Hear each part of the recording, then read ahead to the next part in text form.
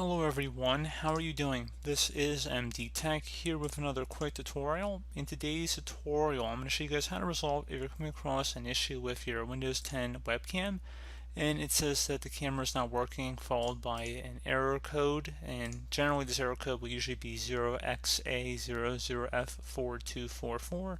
No cameras are attached. So this should hopefully be a pretty straightforward tutorial, guys, and without further ado, let's go ahead and jump straight into it.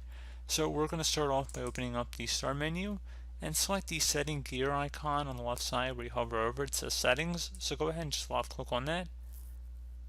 Select the privacy tile, and then on the right side underneath app permissions, go ahead and select camera.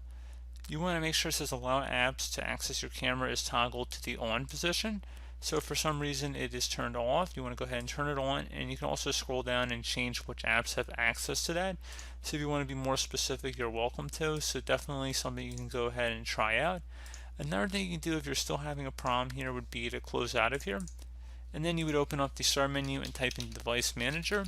Best result should come back with device manager. Go ahead and just open that up.